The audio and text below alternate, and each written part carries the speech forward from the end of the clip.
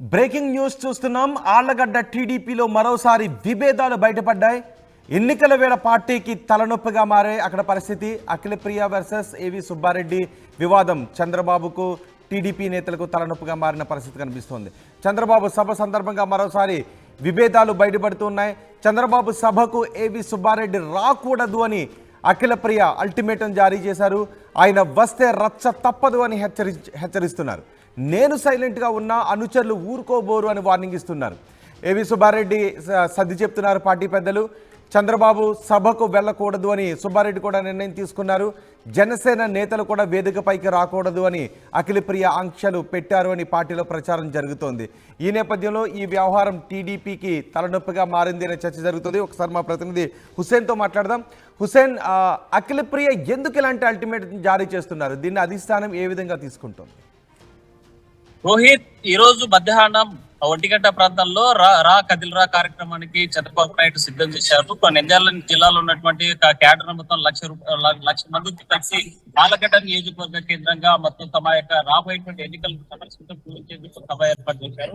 దీనికోసం గత వారం రోజుల నుంచి మాజీ మంత్రి భూమా అఖిలప్రియ ఆధ్వర్యంలో పెద్ద ఎత్తున ఏర్పాట్లు జరుగుతున్నాయి. అయితే ఈ నేపథ్యంలోనే ఏవి సుబ్బారెడ్డికి భూమా అఖిలప్రియకి మధ్య ఉన్న విభేదాలు ఉన్నటువంటి నేపథ్యంలో ఏవి సుబ్బారెడ్డి ఎలాంటి పరిస్థితుల్లో ఈ సభా వేదిక వద్దకు రాకూడదు, సభా వేదిక మీద కూర్చోవడానికి వీలు లేదనేటువంటి అల్టిమేటం జారీ చేసినటువంటి. ఎందుకంటే గతంలో యువగలం పాదయాత్రలో లోకేష్ యొక్క సమక్షంలోనే పెద్ద ఎత్తున ఇద్దరు కూడా ఒకరికొకరు బాహాబాహిగా తలబడి కొట్టుకునేటువంటి పరిస్థితులు అయితే మనం చూసాం. ఈ నేపథ్యంలోనే వర్గ విభేదాలు తక్కువంటున్నాయి. ఈ ఇద్దరి మధ్య నాయకుల మధ్య ఉన్నటువంటి విభేదాలు నా కార్యకర్తలు కూడా కొట్టుకునేటువంటి పరిస్థితి అయితే కనిపిస్తుంది. నేను ఊరుకున్నా కూడా నా కార్యకర్తలు ఊరుకుంటారో లేదనేటువంటి ఒక అనుమానాన్ని వ్యక్తం చేశారు. అధిష్టానానికి అదే అభిప్రాయాన్ని స్థానికంగా ఈ యొక్క సభను పరిశీలించినటువంటి ప్రభాకర్ చౌదరి యొక్క నాయకత్వం దృష్టికి తీసుకెళ్లారు అఖిలప్రియ. ఈ నేపథ్యంలోనే ఏవి సుబ్బారెడ్డి కూడా ఉదయం ఆర్టీవీ ప్రత్యేకంగా పలకరించడం జరిగింది. అసలు ఈ విషయం మీద మీకు ఏమైనా పిలుపు ఉందా లేదా, అసలు ఏం జరుగుతుంది అనే పార్టీలో అనేటువంటి అంశాలు కూడా డిస్కషన్ చేయడం జరిగింది. ఈ నేపథ్యంలోనే ఏవి సుబ్బారెడ్డి ఒకటే చెప్పారు, నాకు అక్కడికి వస్తే గొడవ అవుతుంది అనేసి అల్టిమేటం జారీ చేశారు. అయితే నాకు అధిష్టానం నుంచి పిలుపుతుంది, నేను వెళ్ళడానికి సిద్ధంగా ఉన్నానని చెప్పేటువంటి పరిస్థితి కనిపిస్తుంది. కానీ ఇప్పటి వరకు ఏవి సుబ్బారెడ్డి మీటింగ్ కి వచ్చేటువంటి పరిస్థితులు అయితే ఇక్కడ కనిపించడం లేదు. మరోవైపు ఏవి వర్గంలో మాత్రం ఉత్కంఠ కొనసాగుతుంది. మనం తప్పనిసరిగా ఈ సమావేశానికి వెళ్ళకపోతే మన గ్రూప్ మైనస్ గా మారేటువంటి అవకాశాలు ఉన్నాయి కాబట్టి వెళ్ళాలనేటువంటి కొంతమంది ఏవి సుబ్బారెడ్డి మీద ఒత్తిడి చేస్తున్నటువంటి. మరోవైపు భూమా అఖిలప్రియ సంబంధించినటువంటి కార్యకర్తలు కూడా పూర్తి స్థాయిలో సిద్ధమై ఉన్నారు. ఈ గతంలో జరిగినటువంటి గొడవల నేపథ్యంలో ఏ కార్యకర్త అయినా సరే చిన్నగా మాట పెరిగి ఎక్కడ గొడవలకు దారితీస్తారనేటువంటి భయం అయితే మాత్రం ఆ నియోజకవర్గ ఈ సుబ్బారెడ్డి సభకు వెళ్లే అవకాశం ఉందా? సుబ్బారెడ్డి సభకి వెళ్లేటువంటి పరిస్థితి అయితే కనిపించడం లేదు. అధిష్టానం రమ్మంది, అధిష్టానం దృష్టికి తీసుకెళ్లాను, నేను అధిష్టానం వచ్చిన తర్వాత చంద్రబాబు కలిసి మాట్లాడతానని పరిస్థితి అయితే చెప్పేటువంటి పరిస్థితులు అయితే కనిపిస్తున్నాయి రోహిత్. అయితే ఈ కథల ప్రోగ్రామ్ దగ్గర మాత్రం గొడవ జరిగేటువంటి ఛాన్సెస్ ఎక్కువ కనిపిస్తున్నాయి. ఎందుకంటే ఏవి సుబ్బారెడ్డి వర్గం మీద ఆగ్రహంగా ఉన్నారు. భూమా అఖిలప్రియ వర్గం ఏం జరిగినా సరే ఈ యొక్క ఎపిసోడ్ మాత్రం భూమా అఖిలప్రియ వర్సెస్ ఏవి సుబ్బారెడ్డిల ఎపిసోడ్ అధిష్టానికి అది తలపిగా మారింది. ఈ నేపథ్యంలోనే ఏం చేస్తారనేటువంటి ఉత్కంఠ మాత్రం కొనసాగుతుంది రోహిత్. రైట్, ఇటు జనసేన నేతలు కూడా ఎవరో సభ దగ్గరకు రాకూడదు అని అంటే ఏ విధంగా చూడాలి రోహిత్? ఒకటే, ఇప్పటికే టీడీపీ జనసేన అధిష్టానము ఆల్రెడీ పొత్తులు ఖరారాయి. ఈ నేపథ్యంలోనే నిన్న ఈ ఇరిగల్ల పుల్లారెడ్డి జనసేనకు సంబంధించినటువంటి ఆళ్లగడ్డ నియోజకవర్గ ఇన్ఛార్జ్, ఆ ఇన్ఛార్జ్ కూడా ఆర్టీపీ ప్రత్యేకంగా మాట్లాడారు.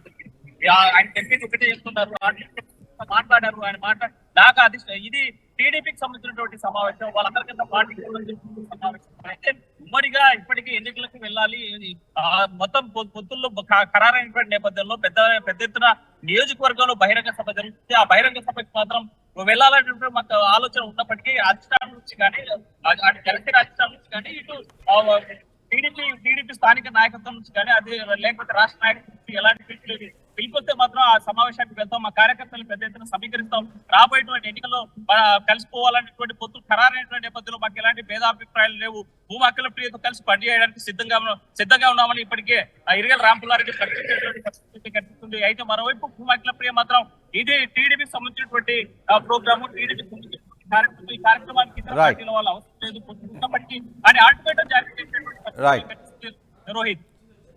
రాయుడు హుసేన్, ఆళ్లగడ్డ టీడీపీలో మరోసారి విభేదాలు బయటపడుతున్నాయి. ఎన్నికల సమయంలో అఖిలప్రియ సుబ్బారెడ్డి వివాదం టీడీపీ అధిష్టానానికి తలనొప్పిగా మారిన పరిస్థితి కనిపిస్తోంది. చంద్రబాబు సభ సందర్భంగా మరోసారి విభేదాలు బయటకు వస్తున్నాయి. చంద్రబాబు సభకు సుబ్బారెడ్డి రాకూడదు అని అఖిలప్రియ అల్టిమేటం జారీ చేశారు.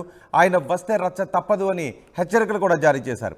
నేను సైలెంట్గా ఉన్న అనుచరులు మాత్రం ఊరుకోబోరు అంటూ వార్నింగ్ ఇచ్చారు. ఒకసారి అఖిలప్రియ ఏం మాట్లాడారో చూద్దాం. సభ రేపు ఆళ్లగడ్డలో సాయంత్రం 4 గంటలకి మొదలవుతుంది. భారీ ఏర్పాట్లన్నీ కూడా చేయడం జరిగింది. అన్ని జాగ్రత్తలు కూడా తీసుకోవడం జరిగింది. కార్యకర్తలు ప్రజలు వచ్చిన వాళ్ళకి ఎటువంటి ఇబ్బంది లేకుండా అన్ని చర్యలు కూడా తీసుకోవడం జరిగింది. 2 అంబులెన్సులు అదేవిధంగా డాక్టర్లు అందరూ కూడా సిబ్బంది అందరూ కూడా ఇక్కడ ఉండడం జరుగుతుంది. కాబట్టి ఎటువంటి ప్రాబ్లం లేకుండా అన్ని చర్యలు కూడా తీసుకోవడం జరుగుతుంది. పార్కింగ్ కూడా ఎటువంటి ప్రాబ్లం లేకుండా అన్ని విధాలుగా కూడా పోలీస్ డిపార్ట్మెంట్ కావచ్చు, మా వాలంటీర్లు కావచ్చు, అందరూ కూడా అన్ని చర్యలు తీసుకుంటున్నాము. దాదాపుగా 1,00,000 మంది వచ్చే ఈ సభకి ఎటువంటి ఇబ్బంది లేకుండా అన్ని చర్యలు తీసుకుంటున్నాం. అంతేకాకుండా చంద్రబాబు నాయుడు గారు హెలికాప్టర్లు వస్తున్నారు. హెలిప్యాడ్ కూడా ఇక్కడ భూమా నాగిరెడ్డి గారు, శోభా నాగిరెడ్డి గారు ఘాట్ దగ్గర ఏర్పాటు చేయడం జరిగింది. ఆయన వచ్చి మీటింగ్ చూసుకొని ఇక్కడి నుంచి ఇట్లే బ్యాక్ సైడ్ నుంచి ఆయన వెళ్ళిపోవడం జరుగుతుంది. నైట్ స్టే అనుకున్నారు కానీ నైట్ స్టే ఇక్కడ ఆళ్లగడ్డలో పెట్టడం లేదు. ఎందుకంటే ఆయన వెంటనే రేపు బొబ్బిలి వెళ్ళాలి కాబట్టి కొన్ని టెక్నికల్ ప్రాబ్లమ్స్ వల్ల ఇక్కడ ఉండడం లేదు. కానీ తప్పకుండా ఇంటికి వస్తామని చెప్పి కూడా ఆయన చెప్పడం జరిగింది.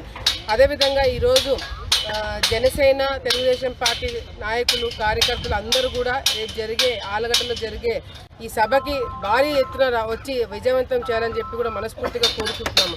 ఎందుకంటే చంద్రబాబు నాయుడు గారు అరెస్ట్ అయిన తర్వాత పవన్ కళ్యాణ్ గారు ఆయన చూడడానికి జైలుకి వెళ్ళినప్పుడు ఇద్దరు కూడా డిస్కస్ చేసి ఈ రాష్ట్రం బాగుండాలి అంటే మనం అందరం కూడా కలవాలని ఒక నిర్ణయం తీసుకొని జైలు నుండి బయటికి వచ్చిన వెంటనే పొత్తు అనౌన్స్ చేయడం జరిగింది. సో ఇదంతా కూడా చంద్రబాబు నాయుడు గారు బెయిల్ వచ్చిన తర్వాత రాయలసీమ ప్రాంతంలో జరిగే మొదటి సభ కాబట్టి ప్రతి ఒక్కరు కూడా దీన్ని విజయవంతం చేసి, నేను గతంలో కూడా చెప్పినాం, మేము ధర్నాలు చేసేటప్పుడు కూడా చెప్పినాం, ఏదైతే చంద్రబాబు నాయుడు గారిని నంద్యాల ప్రాంతంలో మీరు అరెస్ట్ చేసి అక్రమంగా జైల్లో పెట్టారో మీ పతనం అప్పుడే మొదలైంది అని, నంద్యాల జిల్లా నుంచే మీ పతనం మొదలైందని. కానీ ఈ బహిరంగ సభ చూసిన తర్వాత ఆళ్లగడ్డ నుంచే మీ పతనం మొదలైందని చెప్పి కూడా సందర్భంగా వాళ్ళందరూ కూడా హెచ్చరిస్తున్నాము.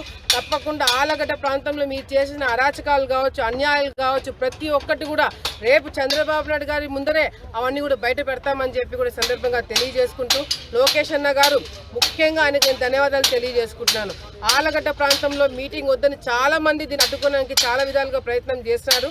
కానీ లోకేష్ అన్న గారు మాత్రము తప్పకుండా ఆళ్లగడ్డలో బహిరంగ సభ పెట్టి తీరాలని చెప్పి సపోర్ట్ చేసినందుకు ఆయన మనస్ఫూర్తిగా నేను అభినందనలు తెలియజేసుకుంటూ, తప్పకుండా నా మీద పెట్టుకున్న నమ్మకం, ఈ ప్రాంత ప్రజల మీద పెట్టుకున్న నమ్మకం తప్పకుండా రేపు మేము కాపాడుతామని చెప్పి కూడా ఈ సందర్భంగా తెలియజేసుకుంటూ, జన సైనికులు కావచ్చు, టీడీపీ నాయకులు కావచ్చు, కార్యకర్తలు ప్రతి ఒక్కరు కూడా 2 జిల్లాల నుంచి, ఈ రాయలసీమ ప్రాంతం నుంచి కూడా అందరూ కూడా కదిలి వచ్చి ఈ ప్రోగ్రామ్ విజయవంతం చేయాలని చెప్పి కూడా మనస్ఫూర్తిగా తెలియజేసుకుంటున్నారు.